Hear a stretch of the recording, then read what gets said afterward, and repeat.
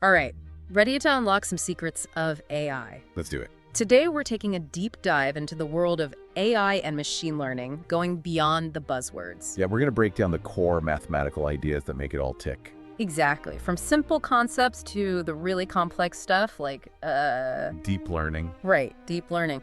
But don't worry, this isn't about turning you into a math whiz overnight. No. The goal is to understand the why behind AI so we can all make sense of it. Absolutely. We want you to walk away from this feeling confident. Like you could explain this stuff to a friend. Yeah. And who knows, maybe even impress them a little. That's right. So, to help us decode this world, I've got expert speaker's name with me, who's an expert at making even the most complex math surprisingly understandable. Well, I try. So let's jump right in, and where better to start than with the OG of neural networks, the perceptron. Ah, the perceptron. It's like the founding father, the pioneer that started it all. And it all begins with a line. It seems a bit simple for something so revolutionary, doesn't it? It might sound that way, but that line, that separation, is more significant than you might think. Yeah. Imagine trying to teach a computer to predict if someone has a particular medical condition. Okay, I'm imagining. The perceptron takes the patient's symptoms, their data, and tries to draw a line that separates those who have the condition from those who don't. So it's basically playing connect the dots, but with a medical diagnosis. Exactly. And the amazing thing is, if a perfect separation exists in the data, if you can actually draw that line, the perceptron is guaranteed to find it. This is known as the convergence proof. Guaranteed, huh? Sounds too good to be true. What's the catch? Well, the catch is that real-world data is messy. Imagine trying to predict who needs a ventilator in a hospital, but you're only using age as your data point. Okay. A single line won't cut it, right? What about pre-existing conditions or the severity of their illness? It's just not that simple. That makes sense. Life is rarely black and white. So what happens when one line isn't enough? Enter the XOR problem, the puzzle that stumped those early perceptrons and ushered in what we now call the first AI winter. AI winter sounds rough. Tell me more about this showstopper. Imagine you have data that can't be separated by a single line. It's like trying to separate apples from oranges when some apples are green and some oranges are red. Yeah, exactly. You need a more sophisticated approach. That's where the XOR problem tripped up those early models. They couldn't handle those more complex nonlinear relationships. Okay, so a single line only works for those really straightforward problems, and the XOR problem exposed that limitation. Right, and it forced researchers to rethink things, to come up with more powerful models. So it was a setback, but one that ultimately pushed the field forward. Exactly. It's like hitting a roadblock that forces you to discover a more scenic route. So what did that new route look like? It pushed research towards multi-layered networks, networks that could handle the complexity that those early perceptrons just couldn't. Fascinating. But before we get too far ahead, you mentioned that a perceptron is guaranteed to find a solution if one exists. Right. How does it even go about finding that line, that perfect separation? Is it just trial and error? Random guessing? That's a great question, and it brings us to the fascinating world of probabilistic reasoning and statistical learning. Okay, now you're just using big words to sound smart. No, it's not like that. Think of it this way. How do we make decisions when we don't have all the information? We use probability, right? Like that game show, Let's Make a Deal. You mean the one with the doors in the car? Exactly. Monty Hall problem. Yeah. It perfectly highlights how our intuition about probability can be way off. You're telling me that problem still messes with my head. But how does this connect to AI? Well, just like in that game show, AI often has to deal with uncertainty. It uses probability to weigh the likelihood of different outcomes. So it's not about drawing a line randomly, it's about strategically figuring out the most likely place for that line to be. Exactly. And that's just the tip of the iceberg. As the data gets more complex, we bump into another concept, the curse of dimensionality. Curse of dimensionality. Sounds ominous, like something out of a horror movie. It kind of is for data scientists. Imagine trying to find a single grain of sand on a beach. Not too tough, right? Right. Now try finding that grain in the entire Sahara Desert. That's the curse of dimensionality in a nutshell. More data, more dimensions, more places for that grain of sand to hide? Precisely. As we add more features, more dimensions to our data, it becomes exponentially harder for AI to find those meaningful patterns. So it's like the data itself is working against us. How do we break this curse? Do we just give up and surrender to the vastness of the data desert? Definitely not. That's where things get even more interesting. There are clever techniques to navigate this high-dimensional landscape. One of the most powerful is principal component analysis, or PCA. PCA. All right. So are we about to break out our math textbooks now? Not quite. Think of PCA like finding the best angle to view a sculpture. You wouldn't just stand in one spot, right? You'd walk around, view it from different sides. To get the full picture. Exactly. Yeah. PCA helps us find the best views of our data, the perspectives that reveal the most important information. So instead of getting bogged down by all the individual data points, it's about identifying the bigger trends that help us make sense of it all. You got it. And what's amazing is that PCA isn't just some abstract mathematical concept. It has real-world applications everywhere. Oh, I bet. Like where?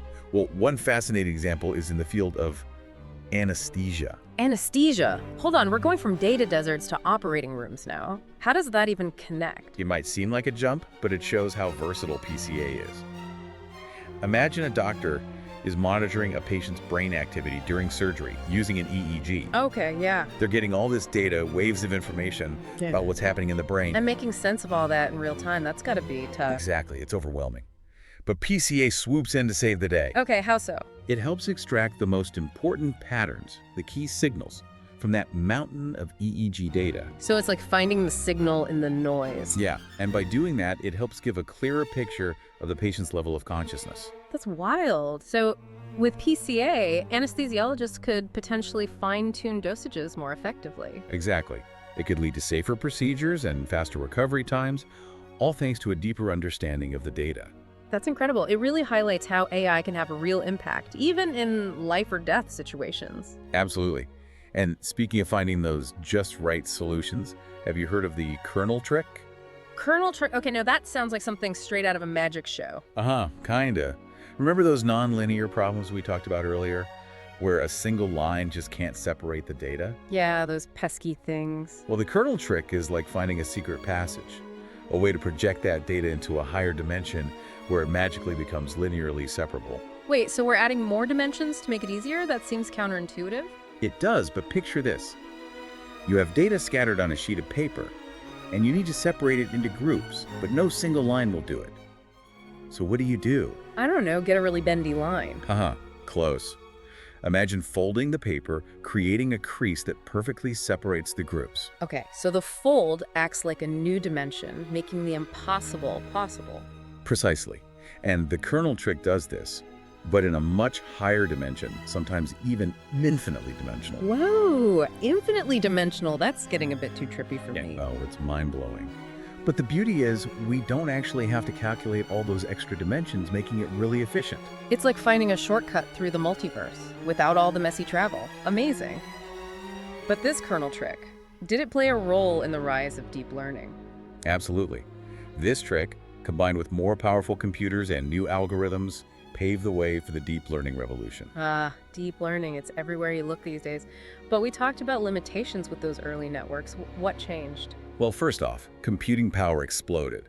We suddenly had the ability to train much larger, more complex networks. It's like going from a horse and buggy to a rocket ship. So we finally had the hardware to match the ambition of these algorithms. Exactly. And at the same time, we entered the age of big data, which gave those data-hungry algorithms plenty to chew on. It's like those neural networks were just waiting for the right fuel to ignite, and big data was it. And the final piece of the puzzle was the development of sophisticated training algorithms, like backpropagation. Backpropagation, that sounds intense. It's a mouthful, but think of it as a way to efficiently train those multi-layered networks, adjusting all those connections to improve predictions. It's like fine-tuning a complex machine, making tiny adjustments until it produces the desired output. Exactly. Each time the network makes a mistake, backpropagation helps it learn and adjust those connections, getting closer and closer to the optimal solution. It's like those algorithms are learning by doing, making mistakes, and getting better over time. And that's what's so exciting about deep learning. But there's a catch. While those early models were pretty straightforward mathematically, deep learning is way more complex. Complex in what way? Well, we're dealing with systems so intricate, so vast, that even the experts are still trying to fully grasp how they work. So it's like we've created something that in some ways surpasses our own understanding. Yeah, it's a bit like that. It's both exhilarating and a bit unnerving. It's like we've opened Pandora's box of algorithms and we're not entirely sure what's inside. But that's part of the excitement, right? Pushing the boundaries of what we know and what's possible. Absolutely. But while we're still trying to fully understand deep learning, it's already having a huge impact. Oh, absolutely. But before we dive into some of those real-world applications, there's one more fundamental concept we need to talk about: gradient descent. Ah, yes, gradient descent. The engine that powers so much of machine learning. You make it sound pretty dramatic, but from what I understand, it's all about finding the lowest point in a landscape, right? Like rolling down a hill. That's a good analogy. But imagine that landscape is full of hills, valleys, and even plateaus. It can be tricky to navigate. Tricky how? I mean, isn't it just a matter of following the slope downwards? It would seem that way. But you could get stuck in a small ditch thinking you've reached the bottom when the real valley floor is much lower down. So it's like those optical illusions where what looks like the bottom is actually just a dip in the road? Exactly. And these are called local minima. They're a common challenge in deep learning. So how do we help our algorithms avoid those ditches, those local minima? How do we make sure they find their way to the true bottom? There are some clever techniques. One is adding momentum. Imagine giving that hiker a little push to help them out of those shallow dips. So instead of just letting them wander aimlessly downhill, we're giving them a bit of guidance. Exactly. Another trick is adding a bit of randomness to their steps. It's like letting them explore the terrain a bit more, increasing their odds of finding that true valley floor. So a little bit of chaos can sometimes lead to better results. Exactly. It's all about finding the right balance between exploration and exploitation. We want our algorithms to explore the possibilities, but also exploit the good solutions they find along the way. Makes sense. And I imagine that as deep learning continues to evolve, we'll come up with even more sophisticated ways to navigate these complex landscapes. Absolutely. But for now, let's move on to something even more mind-boggling. Self-supervised learning. Okay, self-supervised learning, this is where AI starts to learn on its own, right? Like some kind of digital prodigy. That's the gist of it.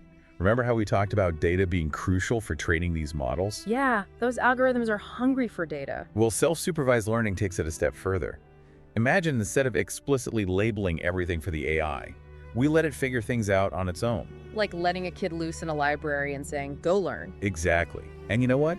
It actually works. They can find patterns, make connections, all without someone telling them what's what. That's incredible, but how does it work in practice? What kind of data are we talking about? We're talking about the vast digital ocean of information. Text, images, audio, you name it. For example, with text, you can mask out words in a sentence and train the model to predict the missing words based on the context. So it's like a giant game of Mad Libs for AI. Kind of.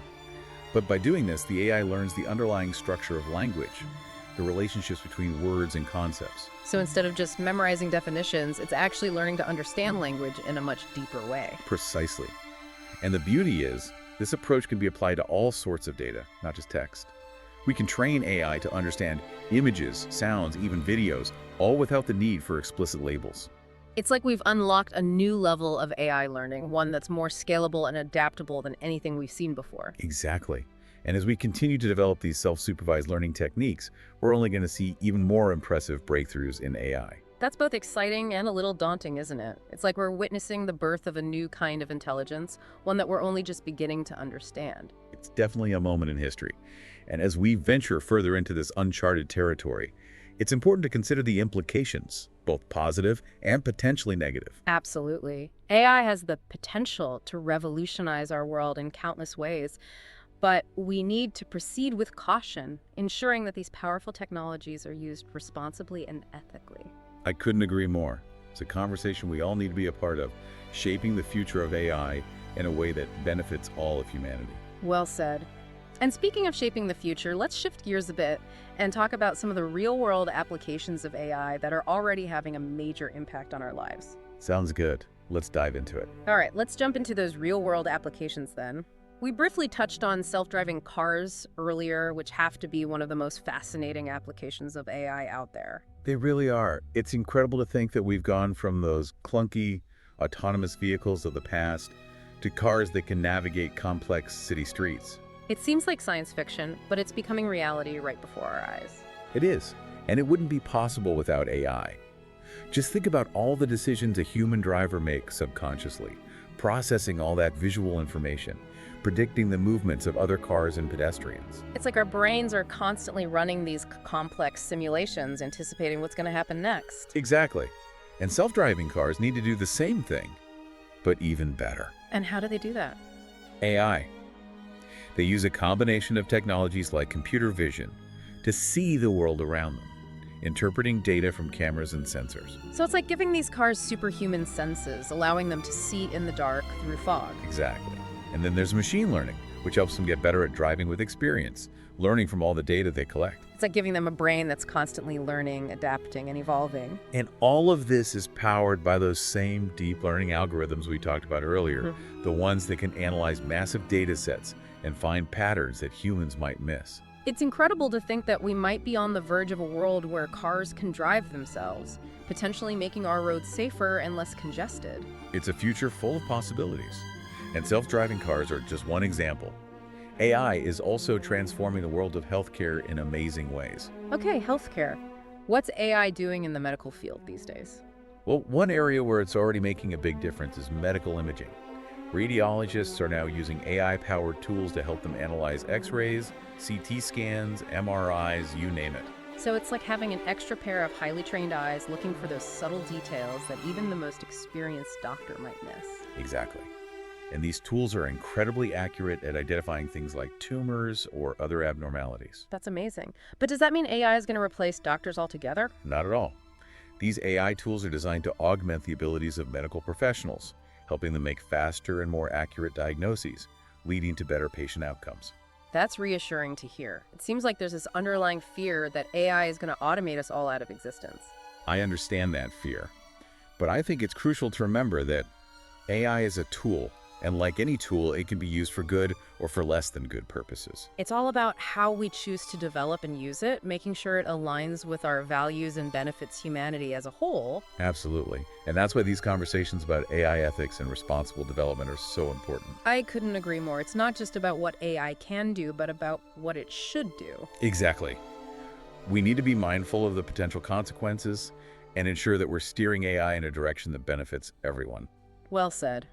Well, it seems like we've reached the end of our deep dive into the fascinating world of AI and machine learning. Time flies when you're having fun with algorithms. It really does. We've covered a lot of ground today, from those early perceptrons to those mind-bending, self-supervised learning algorithms, and we've even explored some of the real-world applications that are already shaping our world.